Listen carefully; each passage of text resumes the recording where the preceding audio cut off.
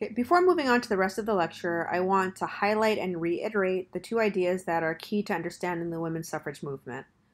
One, its origins in the abolitionist movement in the early 19th century. The women's rights movement at first argued for the vote by insisting on their political equality with men, that women's status as free individuals gave them the natural right to vote. Two, after racial conflict over the 14th and 15th Amendments, women turned toward an essentialist argument that white women were uniquely suited to bring civilization, morality, and ethics to national politics based on the virtues of their femininity. Finally, in the process, many key white women who were leaders of the movement were building a version of feminism based in whiteness.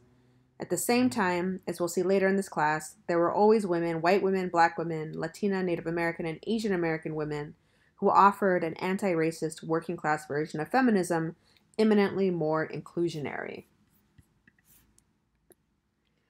The movement for women's suffrage picked up steam and became more militant tactically in the early 20th century, particularly in the 19-teens, a decade of struggle that would lead to the passage of the 19th Amendment in 1920.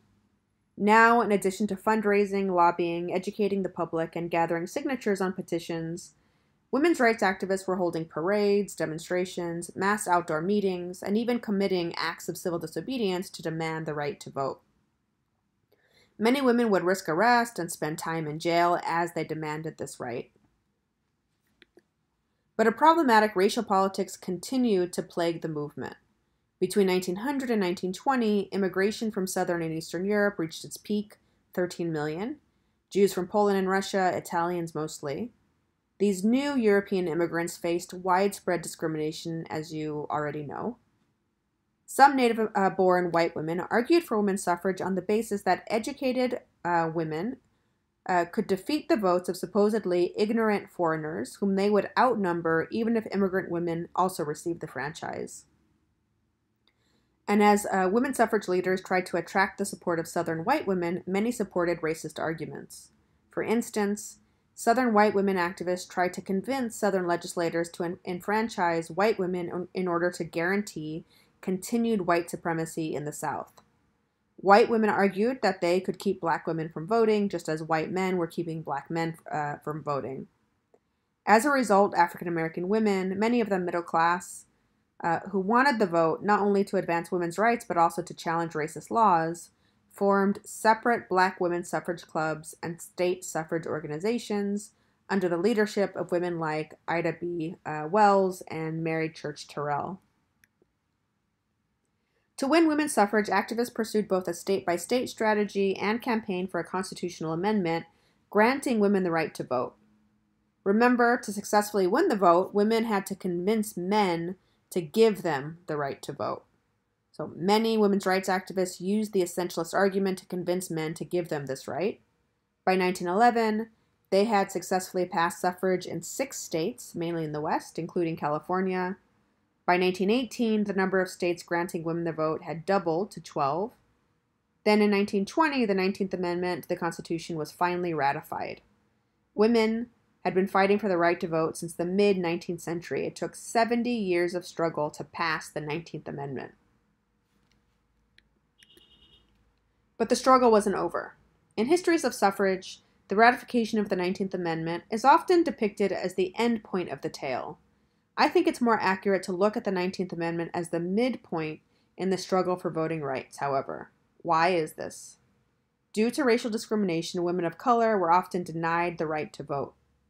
For instance, the Western states that granted women the right to vote prior to the passage of the 19th Amendment discriminated on the basis of race.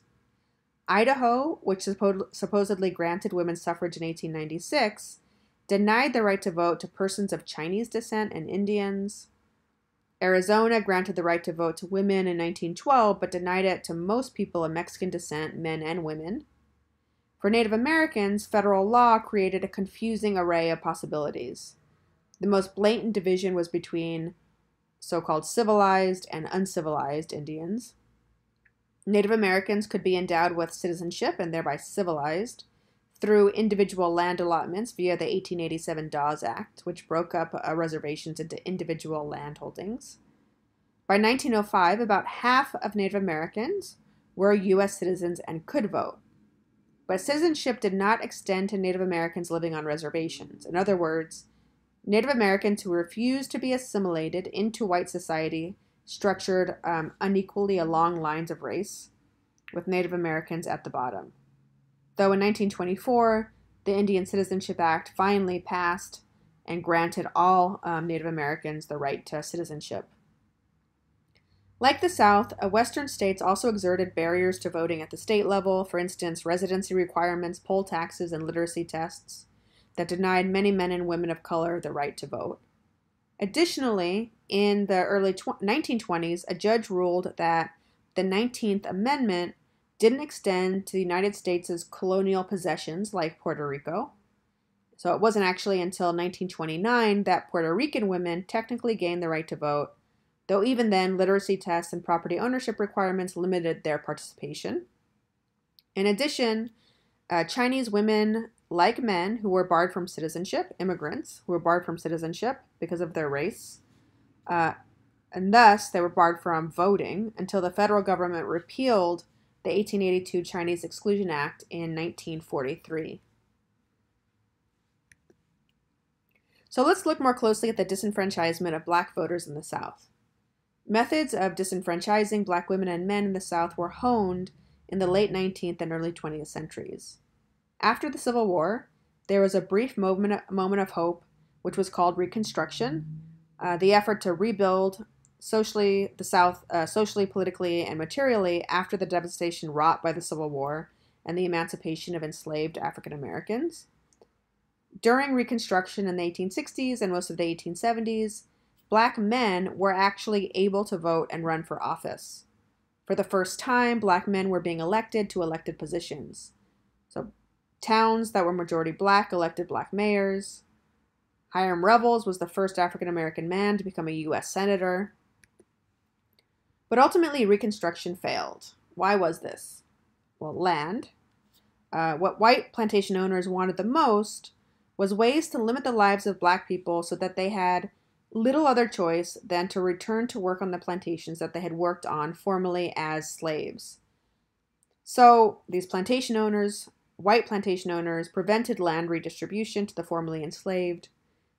Of course, this is why so many people today demand reparations for slavery. Freed, but with no money and no land, many black people had little choice but to work for or rent land from white landowners in order to get by. There's also violence. The Ku Klux Klan, founded in 1866 by former Confederate soldiers, waged a violent backlash against advancements in black civil and voting rights. The KKK was an alliance of white elite men and working class men with the support of many white women. It used terror tactics with the full support of white police forces and white politicians to implement a system of racial apartheid in the South called Jim Crow segregation. These tactics included lynchings, burning houses down, beatings, and murder, and sexual violence committed against black women with impunity. The KKK actively prevented African Americans from being able to vote. By the late 1870s, as the federal government withdrew from the South and left white Southern elites back in power, Reconstruction had finally failed. The people left in power were the same white Southern elite that had fully supported slavery and even went to war with the North to safeguard the system of slavery.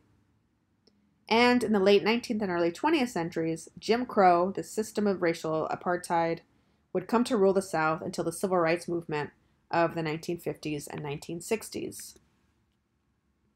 So despite the passage of the 15th Amendment, which gave black men the right to vote, and the 19th Amendment, which said women had the right to vote, Jim Crow denied African Americans the right to vote in the South.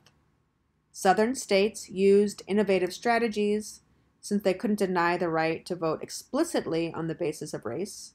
They could, however, require literacy tests, poll taxes, property qualifications for voting, grandfather clauses that specifically targeted African Americans. So this was all with the complicity of the federal government, and this isn't just a story of the South, in other words. Various Supreme Court cases legitimated segregation, including Plessy v. Ferguson of 1896, which upheld the constitutionality of the quote-unquote separate but equal doctrine, under which Jim Crow segregation was permitted to continue on. By 1940, only 3% of African American adults in the South were registered to vote because of how effective these laws were. So throughout the South, the system of Jim Crow segregation denied Black people the right to vote until the Voting Rights Act of 1965 was passed, 100 years after the Civil War ended slavery. To conclude, I want to reiterate the two main points I started out with. One, middle and upper class white women, who were the most well-known leaders of the movement, deserve credit for working tirelessly to advance women's rights. However, their feminist politics were influenced by their class status and their whiteness, and their activism benefited white women in particular. Two, the ratification of the 19th Amendment in 1920 did not in fact result in all women getting the right to vote. Finally, even today, many people, women included, who aren't citizens or who have prison records are disenfranchised, sometimes for life. Michelle Alexander, author of The New Jim Crow, argues that mass incarceration has led to the development of a new racial caste system that in many ways resembles old Jim Crow laws. People of color, African Americans and Latinos in particular, are overrepresented in our country's prison system. African Americans, for instance, constitute nearly 1 million of the 2.3 million people in prison in the United States. They are incarcerated at 6 times the rate of whites. And due to imprisonment and former felon status, currently 1 in 13 Black voters is disenfranchised.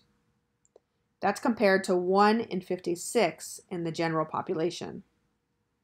Finally, I want to recommend Carol Anderson's book, One Person, One Vote. In this book, she details the ways that voting requirements like voter ID laws and voter poll shutdowns are targeting people of color.